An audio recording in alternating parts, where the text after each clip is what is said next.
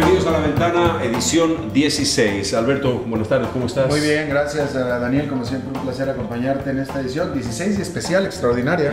Dos temas importantes están ocurriendo en Sudamérica. Uno es el proceso electoral venezolano, que está a unos días nada más, y el otro es el proceso de diálogo, el proceso de paz que se ha iniciado entre el gobierno colombiano y las FARC. Para hablar de estos dos temas, nos vamos a ir directamente hasta Bogotá, donde se encuentra el representante al Congreso, Germán Navas Talero, el representante por el partido Polo Democrático Alternativo, es abogado, periodista. Bienvenido, un gusto tenerlo aquí con nosotros. Placer estar yo con ustedes. Comencemos por el proceso de paz en Colombia. ¿Cómo están las cosas a menos de 2 semanas de que comience el diálogo en Oslo, cuando se reúnan para iniciar este proceso? ¿Cómo lo ve usted? Nosotros, los que componemos la oposición, estamos de acuerdo con la paz y sin ser santistas le daremos todo el apoyo que el presidente requiera para hacer la paz. Nos preocupa que la derecha y los mismos militares parece que no quieren la paz. Y yo no entiendo. Yo creo que todo hombre sensato debe buscar la paz. Y para obtener la paz hay que entregar cosas a veces. Entonces yo me siento intranquilo. Incluso aquí en el Congreso las mayorías derechistas tratan de torpedearla, de poner toda clase de obstáculos. Cuando uno debía allanarse. Y el país quiere la paz. Pero cuando usted ve que algunos medios y que algunos funcionarios la bombardean y usted no está al tanto, no puede entender si el producto que le muestran es bueno o malo. La gente debería de bajar su agresividad, pensar un poco más en la paz y busquemos el camino de la paz. El camino de la paz es un camino más tortuoso que el de la guerra.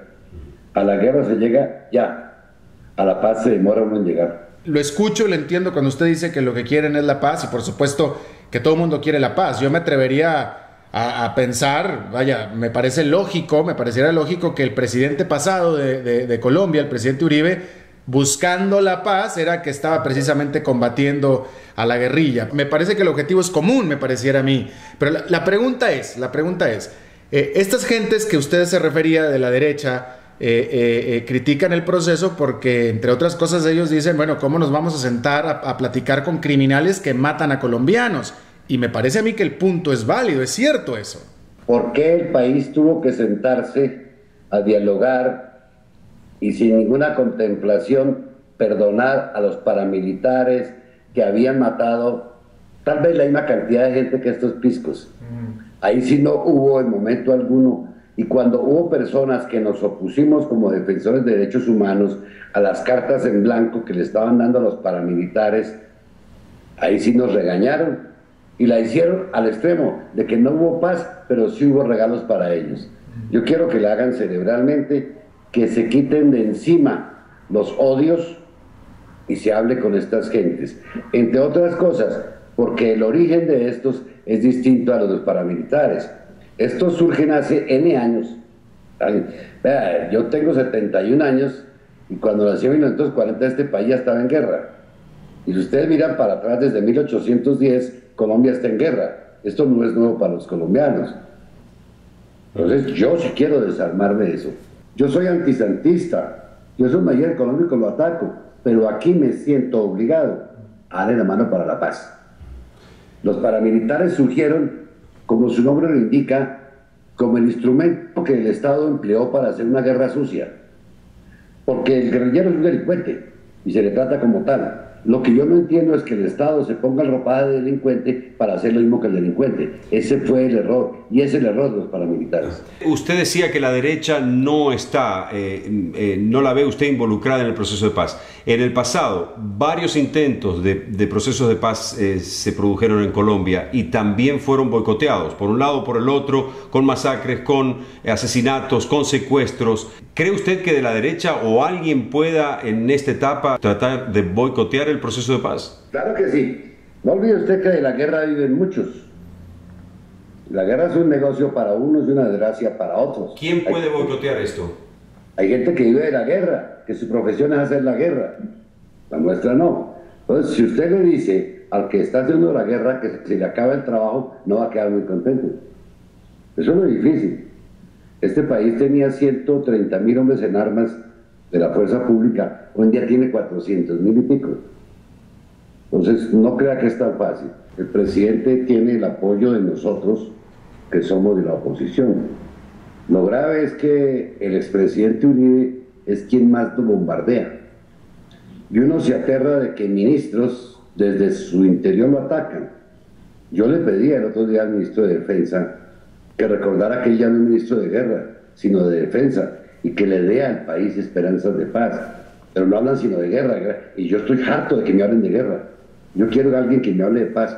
Ustedes recuerdan que al doctor Uribe, recién que llegó al poder, una pintora colombiana le mandó una muy bonita pintura de una paloma de la paz. La respuesta del señor, a los 6 meses de haberse posicionado, es: a mí no me regalen palomitas de la paz, a mí regálenme fusiles, por favor. Si eso decía un gobernante, ¿qué puede pensar el resto del país? ¿Qué diferencia ve usted entre Uribe y Santos en el proceso con respecto al proceso de paz? Hasta su lenguaje. Mientras que Santos es un hombre que se expresa bien, que no amenaza con cortarle la cara a nadie, ni dice malas palabras en los micrófonos, el otro sí. Para el otro, el único camino que había era la guerra. Y los vamos a acabar, los vamos a exterminar a precio que fuere. Y si mi papá está diciendo que hay que pegarle a todo el mundo, pues yo le pego a todo el mundo. El padre debe decir: hagamos las paces, démonos la mano, dialoguemos. Sin ser santista, me parece que el papel de este señor en este caso ha sido más sensato y más acorde con lo que debe ser. Ahora, si uno mira del otro lado, de los que están en la guerra, también tiene que tener sus temores. Ustedes recuerdan que aquí hubo un movimiento, la Unión Patriótica, que era compuesto por gentes que habían salido de la guerra, y a todos los extirparon. Eso era, se mataron más de 2.000 y pico, fue un genocidio patrocinado por el Estado. Todas estas gentes dirán allá: yo no soy amigo de ninguno de ellos, aclaro, ¿cómo me van a entregar para que me maten? Yo recuerdo que en el año 57, cuando los guerrilleros liberales de los llanos se entregaron, en el 50, entre los Guadalupe, Salcedo y todos se entregaron, porque se había hecho un acuerdo de paz entre liberales y conservadores. Y a uno de estos, recuerdo que a Guadalupe Salcedo lo mató la policía, y a otro por allá lo mataron en el sur. Entonces, esas experiencias hacen que estas gentes desconfíen del Estado. ¿Qué elementos hay para confiar en la voluntad pacificadora de quien ha estado haciendo la guerra, que son las FARC? Porque no sería la primera vez que las FARC se sientan a la mesa a dialogar solamente para no llegar a nada, y que se descubrió que no, en realidad no estaban buscando la paz. ¿Por qué ahora sí se puede confiar en ellos? Hace poco el presidente Pastrana, cuando habló de su proceso de paz, se refirió a un alto mando militar que le había puesto palos en la rueda.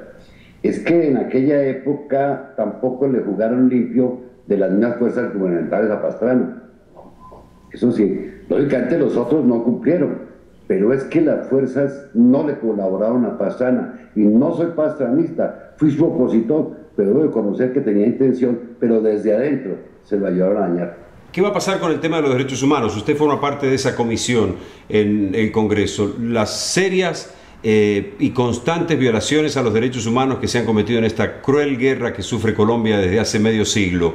Insistimos que si el país no es capaz de castigar a aquellos que violaron el derecho internacional humanitario, que cometieron crímenes de lesa humanidad, va a tener que acudir a la Corte Penal Internacional a aplicársela. Fuere quien fuere y viniera de donde viniera. El otro punto que nos preocupa es el proceso electoral en Venezuela. ¿Cómo va a impactar en el diálogo de paz en Colombia? Yo no creo que tenga mucha trascendencia, porque llegue quien llegue, tiene que entender que le va mejor teniendo buenas relaciones con Colombia que malas relaciones. Yo procuro, por principios y por estar en un partido político, no meterme en la política de otros países, pero yo no lo veo con temor. Este señor se ha comportado bien con Santos, le ha cumplido, estamos tranquilos.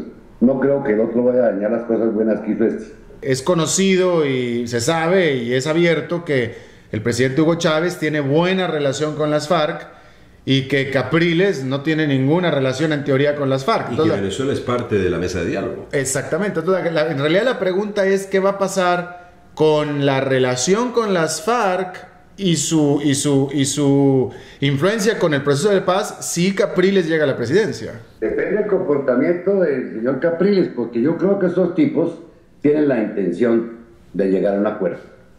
Entonces, la intervención foránea no creo que les vaya a afectar mucho. Ellos ya han buscado un lugar neutral. Yo soy optimista, y no creo que lo que pase en un país vecino pueda afectarnos a nosotros. Es que los colombianos son muy dados a criticar al vecino y no miramos para adentro. Cada cual gobiérnese como quiera, pongamos la casa en orden nosotros. Usted como colombiano que ha vivido 7 décadas en Colombia y que conoce bien a las FARC y que acaba de mencionar también que en un proceso de paz no tiene nada de malo entregar y negociar, ¿qué tipo de concesiones, qué tipo de demandas usted estaría a gusto como colombiano que el gobierno entregara a las FARC como condición de la paz? Pues lo que conocemos nosotros, porque esto ha sido bastante reservado y así debe ser, es ciertos ajustes sociales. Y yo creo que sí, porque es que mire, lo que tenemos que buscar, ¿cuáles fueron las causas que dieron lugar a este fenómeno de violencia? Y atacar esas causas.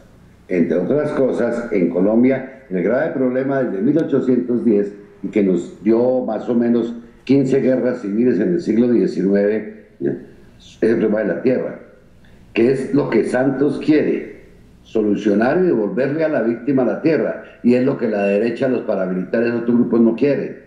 El asunto es ese. Si logramos sentarnos, hacer un acuerdo y hacer cambios sociales que acaben con la causa generadora de la violencia, podríamos conseguir algo. Muchísimas gracias, representante. Hasta la próxima con usted. Gracias, muy amables. Feliz noche.